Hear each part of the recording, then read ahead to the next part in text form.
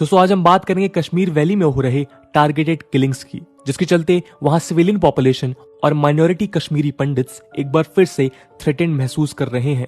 पहले तो ऐसे माना जा रहा था कि ये लोकल मिलिटेंट्स में रिसर्जेंस के चलते हो रहा है, लेकिन सडनली इस मामले में terror outfit Islamic state Khurasan भी कूद गया है। इंडिया टुडे ने रिपोर्ट किया कि आईएसकेपी की इंडिया ब्रांच के माउथपीस वॉइस ऑफ हिंद ने एक स्ट्रीट हॉकर को शूट करते हुए एक फोटो पब्लिश की है और कैप्शन में लिखा है वी आर कमिंग। जी हाँ दोस्तों, ये वही Islamic state of Khurasan province है जिसका नाम आपने पिछले दिनों अफगानिस्तान के कॉन्टेक्स्ट में सुना होगा। इसने ही तालिबान कंट्रोल्ड अफगानिस्तान में कई बॉम्ब ब्लास्ट भी किए हैं। आज के इस वीडियो में हम कश्मीर में चल रहे टारगेटेड किलिंग का पोस्टमार्टम करेंगे और इस बात पर नजर डालेंगे कि इस पूरे इवेंट का इंडिया की नेशनल सिक्योरिटी पर क्या इंप्लीकेशन होगा। साथ में हम ये भी समझने की कोशिश करेंगे कि वो कौन सी वजह हैं जिनके चलते ये टारगेटेड किलिंग्स हो रही हैं, और इस बात का भी हम आकलन करेंगे कि अफगानिस्तान में तालिबान ओवरटेक के बाद से कश्मीर में इंक्रीज टेररिज्म को लेकर जो अटकलें लगाई जा रही हैं, क्या वो सच हो रही हैं या फिर इस पूरे मामले की वजह कुछ और ही है। चलिए सबसे पहले पूरे मामले के फैक्ट्स को हम जान लेते हैं।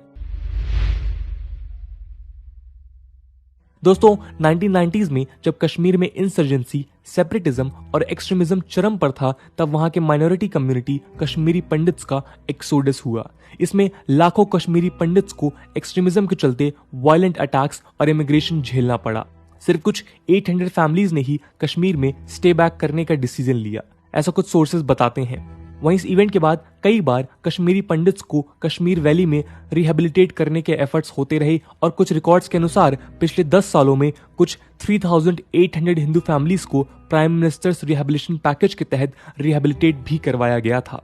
इंडियन फोर्सेस के काउंटर इंसर्जेंसी एफर्ट्स के चलते वैली में कई सालों तक कंपैरेटिवली शांति भी रही, लेकिन लगभग 3 दशक बाद अब एक बार फिर कश्मीर में माहौल बिगड़ता हुआ दिख रहा है। एक रिपोर्ट के हिसाब से अक्टूबर 17 तक लगभग 9 सिविलियंस को मिलिटेंट्स ने मार दिया है। कुछ और रिपोर्ट्स के हिसाब से ये नंबर और भी ज्यादा है। खैर, इन 9 किलिंग्स में 6 माइनॉरिटीज थे, जिनमें 2 कश्मीरी पंडित, 2 बिहार के हिंदू माइग्रेंट वर्कर्स, एक यूपी से मुस्लिम माइग्रेंट वर्कर और एक सिख स्कूल टीचर थे। 9 में से 3 कश्मीरी मुस्लिम्स भी थे, लेकिन हिस्टोरिकल एक्सपीरियंस के चलते डर का माहौल है कि माइनॉरिटीज और नॉन लोकल्स को स्पेसिफिकली टारगेट किया जा रहा है। इसके अलावा इस नए वायलेंस में एक अजीब सा पैटर्न सामने आया है, जहां नॉन लोकल लेबर्स को स्पेसिफिकली टारगेट किया जा रहा है। कुलगम में बिहार के 2 लेबर्स को मिलिटेंट्स द्वारा शूट किया गया था। इसके पहले यूपी के एक कारपेंटर और बिहार के एक स्ट्रीट वेंडर पर भी पुलवामा और श्रीनगर में अटैक्स हुए थे। इसके चलते कश्मीर वैली में non local working class specifically डरी हुई है। चलिए अब इस नए तरीके के टारगेटेड किलिंग के कारणों का हम आकलन करते हैं। दोस्तों इन रिसेंट किलिंग्स का सबसे मेजर कारण राइजिंग इंसर्जेंसी और टेररिज्म बताया जा रहा है। रिसेंटली एक रिपोर्ट के हिसाब से सिविलियन किलिंग्स के स्टार्ट होने के 1 महीने पहले लश्कर-ए-तैयबा के ऑफशूट द रेजिस्टेंस फ्रंट यानी कि टीआरएफ ने एक डॉक्यूमेंट सर्कुलेट किया था, जिसमें how to target and boycott non locals in the valley locally as well as militarily की स्ट्रेटजी आउटलाइन की गई थी। ये बात इसलिए भी इंपॉर्टेंट है क्योंकि टीआरएफ ने रिसेंट किलिंग्स की रिस्पॉन्सिबिलिटी भी ली है। सितंबर में टीआरएफ का ये डॉक्यूमेंट टेलीग्राम और कश्मीर फाइट नाम के एक वीपीएन प्रोटेक्टेड ब्लॉग से मिला था। इसके हिसाब से टीआरएफ ने न सिर्फ उन सिविलियंस को टारगेट करने की बात की जो नॉन लोकल्स को उनका बिजनेस सेटअप करने में हेल्प कर रहे हैं, बल्कि उन ऑफिशियल्स को भी थ्रेटन किया जो नॉन लोकल्स को डोमिसाइल सर्टिफिकेट देने में मदद कर रहे हैं। नेशनल इन्वेस्टिगेशन एजेंसी ने अब इस डॉक्यूमेंट का कॉग्निसेंस लिया है और वो उन हैंडल्स को ट्रेस कर रही हैं जहां से ये डॉक्यूमेंट शेयर हुआ था। दोस्तों रिसेंट टारगेटेड किलिंग्स का लिंक आर्टिकल 370 के एब्रोगेशन से भी जोड़ा जा रहा है। इस बात को कश्मीरी पंडित संघर्ष समिति के प्रेसिडेंट संजय टिकू ने भी एक्सेप्ट किया और कहा है कि ये किलिंग्स आर्टिकल 370 के एब्रोगेशन का भी नतीजा है। दोस्तों आप जानते हैं कि 6 अगस्त 2019 को आर्टिकल 370 को एब्रोगेट कर दिया गया था और तब से इस बात की चर्चा होने लगी कि अब कश्मीर में आउटसाइडर्स को भी लैंड परचेज करने और सेटल होने की परमिशन मिलेगी। इस कॉन्टेक्स्ट में रिवाइज्ड लैंड लॉ बिल को इंट्रोड्यूस किया गया था। टीआरएफ का document revise land law bill को अपोज करने की बातें भी करता है, जिसके हिसाब से जम्मू एंड कश्मीर में अब नॉन लोकल्स भी लैंड खरीद सकते हैं।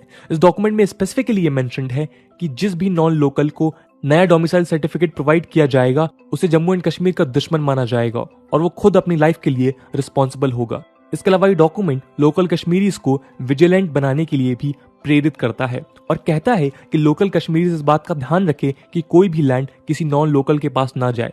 इस बात पर भी ध्यान रखने की बात की है कि कोई नॉन लोकल किसी लोकल के साथ मिलकर कश्मीर में बिजनेस स्टैब्लिश ना करे। चौंका देने वाली बात तो ये है कि ये डॉक्यूमेंट उन Jammu and Kashmir police personnel को भी एनिमी बताता है जो so called anti Kashmir struggle activities में इन्वॉल्व हैं। इसके अलावा ये डॉक्यूमेंट नॉन लोकल्स के एजुकेशनल इंस्टीट्यूशन में admissions both as students and teachers को भी अपोज करने की बात करता है। दोस्तों, लश्कर का सिविलियंस और नॉन लोकल्स पर फोकस और उसका रिन्यूड विगर के साथ लोकल्स का सपोर्ट जुटाने की जद्दोजहद ये भी दिखाता है कि कहीं ना कहीं टेरर आउटफिट्स अब ऑर्गेनाइजेशनली वीक हो गए हैं।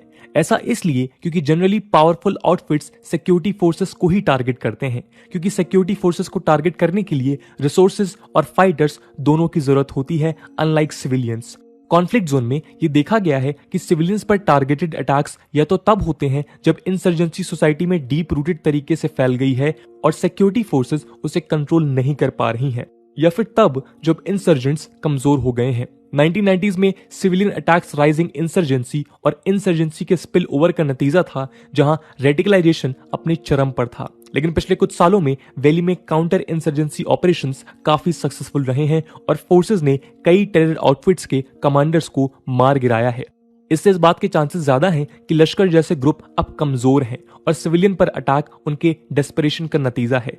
एक रिपोर्ट के हिसाब से जम्मू एंड कश्मीर पुलिस के सोर्सेज ने भी इस बात की आशंका जताई है कि सिविलियन किलिंग में स्पाइक मिलिटेंट्स की चेंज ऑफ स्ट्रेटजी को दिखाता है, जहां वो अब हाइब्रिड वॉरफेयर की तरफ बढ़ रहे हैं और सॉफ्ट टारगेट्स यानी सिविलियंस को अटैक कर रहे हैं with the help of their overground networks.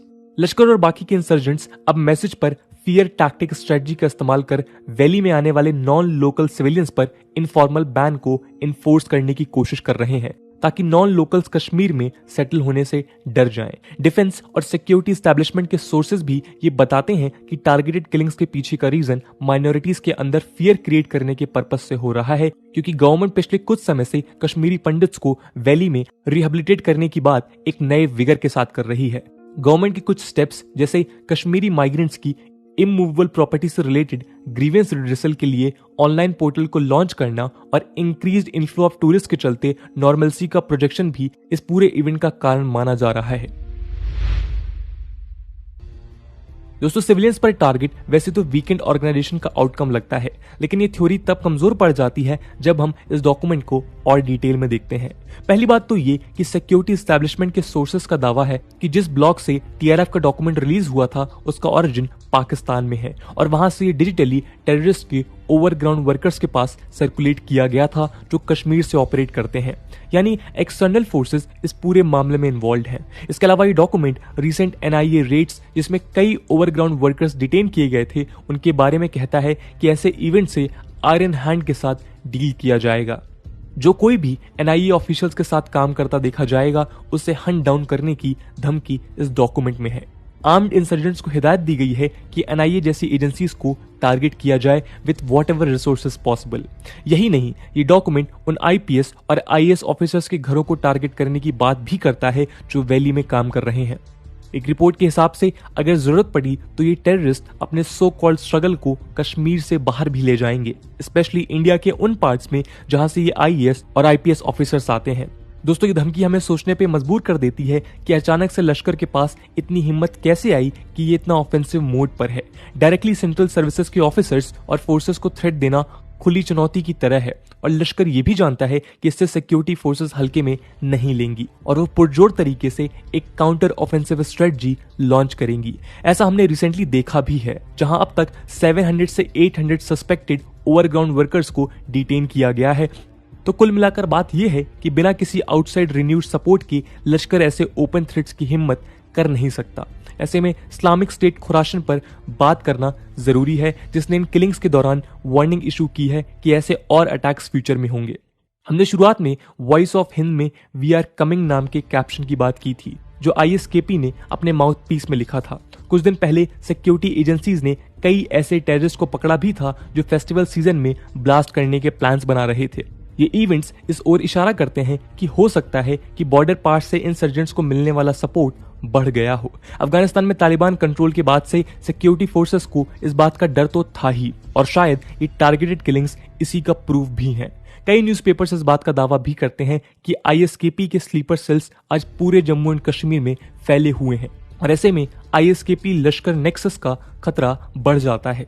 Taliban की बात करें तो उसने कई बार ये कहा है कि कश्मीर इंडिया का इंटरनल मामला है और वो उसमें इंटरफेयर नहीं करेगा, लेकिन हिस्टोरिकल एक्सपीरियंस से ये बात साफ है कि वो ट्रेडिशनली एंटी इंडिया और कश्मीर में प्रो सेपरेटिस्ट रहा है। इसके साथ साथ वो खुद भले ही ऑफिशियली कश्मीर में कोई स्टैंड ना ले, लेकिन अपने पाकिस्तान कनेक्शन के चलते प्रॉक्सी वॉर को जरूर सपोर्ट कर सकता है। यही वजह है कि इंडिया में तालिबान को लेकर ट्रस्ट डेफिसिट बरकरार है, और जब आईएसकेपी खुद इंडियन फोर्सेस को खुली चुनौती दे रहा है, तब तालिबान लिंकेज का खतरा और भी ज्यादा बढ़ जाता है।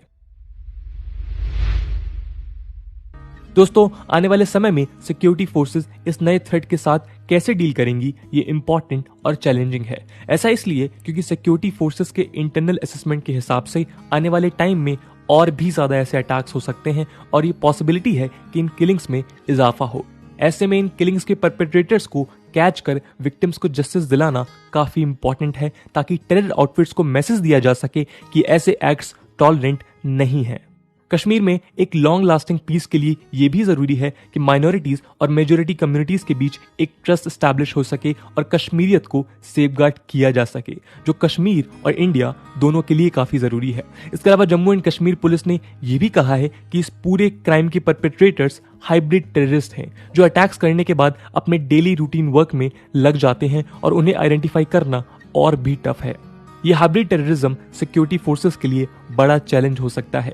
इसके अलावा लोकल पॉलिटिकल लीडर्स को भी साथ में आकर इनोसेंट वर्कर्स और माइनॉरिटीज की किलिंग के खिलाफ आवाज उठानी होगी। पीपल्स डेमोक्रेटिक पार्टी की प्रेसिडेंट महबूबा मुफ्ती ने कहा कि इन बारबरिक अटैक्स को कंडेम करने के लिए कोई भी शब्द स्ट्रॉन्ग इनफ नहीं है, और ये जल्द से जल्द रुकना चाहिए। उन्होंने गरीब नॉन लोकल वर्कर्स पर हो रहे अटैक पर दुख भी व्यक्त किया है।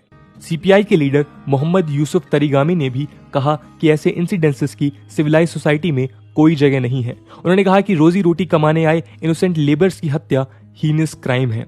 इसके अलावा ये इंसिडेंसेस और fear tactic Kashmiri economic interest के भी खिलाफ है, क्योंकि ये वर्कर्स हार्वेस्टिंग सीजन में लोकल इकोनॉमी के लिए काफी क्रूशल होते हैं। तरीगामी ने यह भी कहा कि केवल कंडेम करने से कुछ नहीं होगा। वक्त आ चुका है कि पूरी कश्मीर पॉपुलेशन, सिविल सोसाइटी और पॉलिटिकल पार्टीज मिलजुल कर ऐसे क्राइम्स के अगेंस्ट आवाज उठाएं। पॉलिटिकल लीडर्स द्वारा ऐसे स्टेटमेंट्स पॉजिटिव हैं और ये बताते हैं कि अगर सिक्योरिटी फोर्सेस और लीडर्स कोऑपरेट करें तो इस नए थ्रेट को काउंटर करने की स्ट्रेटजी बनाई जा सकती है, जिसके बाद हम शायद एक पीसफुल कश्मीर आने वाले समय में देख सकते हैं। ये वीडियो हम इसी उम्मीद में खत्म करते हैं। तो दोस्तों, ये थी कहानी कश्मीर में हो रहे टारगेटेड किलिंग्स की और एक नए प्रकार के आतंकवाद की, जिसको हम हाइब्रिड टेररिज्म बोल सकते हैं। दोस्तों, आज की वीडियो के लिए इतना ही। आई होप आपको वीडियो पसंद आई होगी, और अगर पसंद आई है तो अपने दोस्तों के साथ शेयर करना मत भूलिएगा। हम मिलते हैं अगले वीडियो में, तब तक के लिए जय हिंद, जय भारत।